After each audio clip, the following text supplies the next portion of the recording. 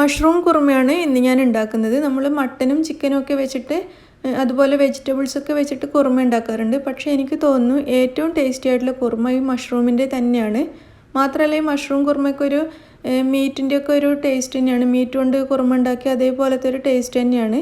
വെജിറ്റേറിയൻസിന് പറ്റിയ നല്ലൊരു റെസിപ്പിയും കൂടിയാണ്. അപ്പോൾ ഇതെങ്ങനെയാണ് ഉണ്ടാക്കുന്നതെന്ന് നോക്കാം. ആദ്യം തന്നെ കുറുമയ്ക്ക് വേണ്ടിയിട്ടുള്ള ബദാമും കശുവണ്ടിയും കൂടി കുതിർത്തെടുക്കണം. ഒരു 12 ബദാമും 12 കശുവണ്ടിയുമാണ് ഞാൻ എടുക്കുന്നത്. ഇത് രണ്ടും ഒരു ബൗളിലേക്ക് ഇട്ട് ഇതിലേക്ക് വെള്ളം കൂടി ചേർക്കാം. വെള്ളം ചേർത്തിട്ട് ഇത് അടച്ചു വെക്കാം. ഒരു 4-5 മണിക്കൂറെങ്കിലും എടുക്കും ഇത് നന്നായിട്ട് കുതിർന്ന് വരാൻ. ഇനി നമുക്ക് സവാള ഫ്രൈ ചെയ്തെടുക്കണം. ഒരു വലിയ സവാളയുടെ പകുതിയാണ് ഞാൻ എടുത്തിട്ടുള്ളത്. വളരെ നേരിയതായിട്ട് കട്ട് ചെയ്തതിന് ശേഷം ഇതുപോലെ എണ്ണയിലിട്ട് ഫ്രൈ ചെയ്തെടുക്കുക. ഇതുപോലെ നല്ല ഗോൾഡൻ ബ്രൗൺ കളറാകുന്നത് വരെ ഫ്രൈ ചെയ്തിട്ട് ഇത് നമുക്കൊരു പ്ലേറ്റിലേക്ക് മാറ്റാം. എന്നിട്ട് ഇതുപോലെ ഒന്ന് നിരത്തി കൊടുക്കുക. ഇത് തണുത്തതിന് ശേഷം കശുവണ്ടിയുടെയും ബദാമിൻ്റെയും കൂടെ അരച്ചെടുക്കാനുള്ളതാണ്. നമുക്കിത് തണുക്കാൻ വേണ്ടി മാറ്റാം.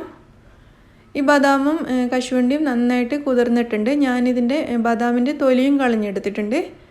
ഇനി ഇത് നമുക്കൊരു മിക്സിയുടെ ചെറിയ ജാറിലേക്ക് മാറ്റാം. നമ്മൾ ഫ്രൈ ചെയ്ത് വെച്ച സവാള ഇതിലേക്ക് ചേർത്ത് കൊടുക്കാം. ഒരു 3-4 ടേബിൾ സ്പൂൺ വെള്ളവും കൂടി ചേർത്തിട്ട് നമുക്കിത് നന്നായിട്ട് അരച്ചെടുക്കാം. ഇത് നല്ല പേസ്റ്റ് പോലെ അരച്ചെടുത്തിട്ടുണ്ട്. ഇത് നമുക്കൊരു ബൗളിലേക്ക് മാറ്റാം. ഇനി മിക്സിയുടെ ജാറിലേക്ക് ഒരു തക്കാളി എടുത്തിട്ട് ചെറുതായിട്ട് കട്ട് ചെയ്തിടാം. ഈ തക്കാളി നന്നായിട്ടൊന്ന് അരച്ചെടുക്കാം.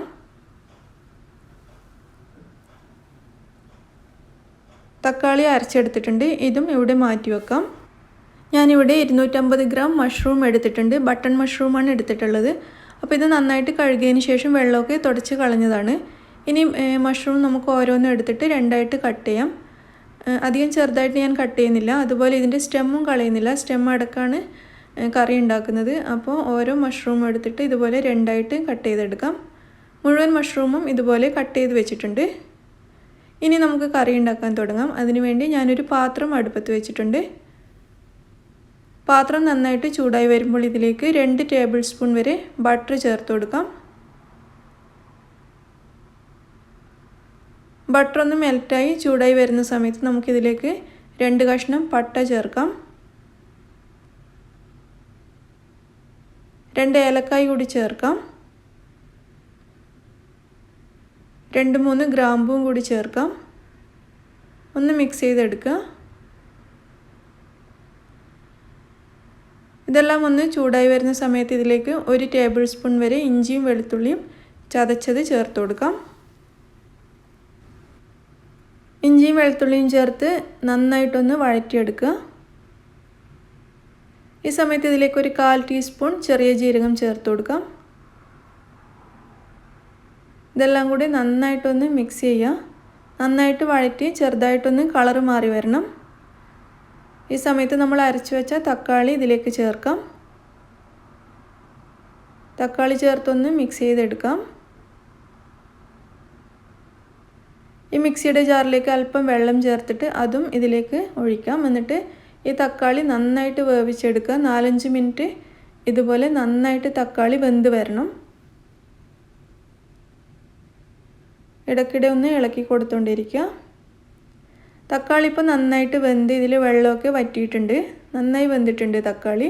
ഇതുപോലെ 4-5 മിനിറ്റ് തക്കാളി വേവിച്ചതിന് ശേഷം നമ്മൾ അരച്ചു വെച്ച പേസ്റ്റ് ഇതിലേക്ക് ചേർക്കാം. പേസ്റ്റ് ചേർത്തിട്ട് നന്നായിട്ടൊന്ന് മിക്സ് ചെയ്യാം. നന്നായിട്ടൊന്ന് വഴറ്റിയതിന് ശേഷം ഈ ബൗളിലേക്ക് ഒരു 1/4 കപ്പ് വെള്ളം ചേർത്തിട്ട് ഈ പാത്രത്തിലേക്ക് ഒഴിച്ചു കൊടുക്കാം. എന്നിട്ട് വീണ്ടും നന്നായിട്ടൊന്ന് മിക്സ് ചെയ്യാം.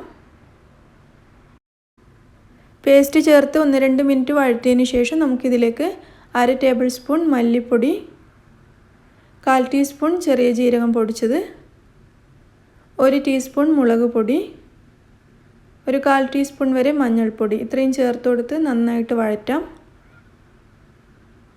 പൊടികൾ ചേർത്ത് കൊടുത്തിട്ടും 1-2 മിനിറ്റ് നന്നായിട്ട് വഴറ്റുക.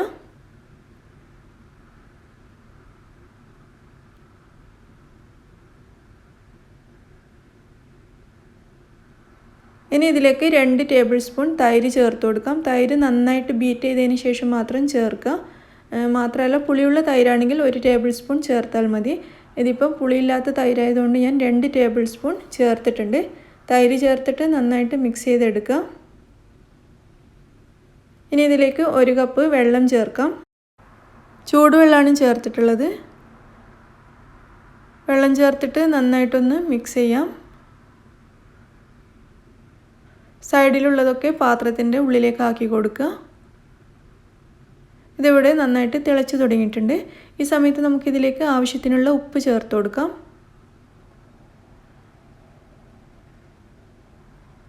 ഉപ്പ് ചേർത്തിട്ട് ഒന്നുകൂടി മിക്സ് ചെയ്യാം.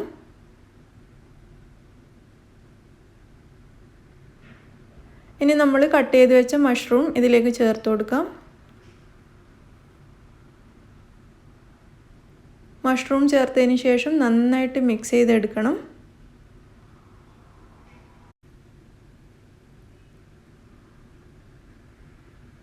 നന്നായിട്ട് മിക്സ് ചെയ്തെടുക്കുക.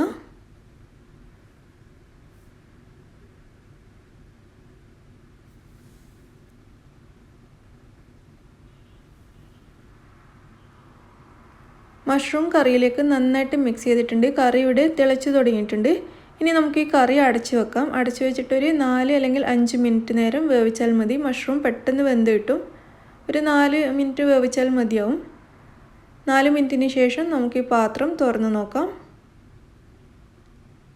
മഷ്റൂം നന്നായിട്ട് വെന്തിട്ടുണ്ട്.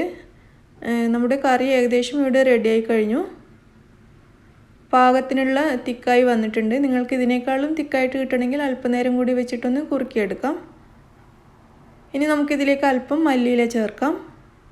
മല്ലിയില ഒന്ന് മിക്സ് ചെയ്തതിന് ശേഷം ഒരു 1/4 ടീസ്പൂൺ ഗരം മസാല പൊടിയും കൂടി ചേർത്ത് കൊടുക്കാം.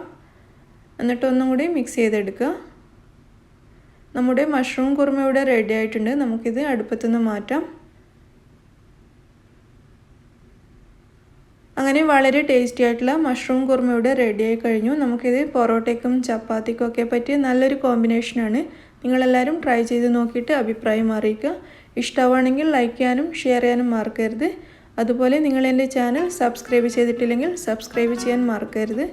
Thank you.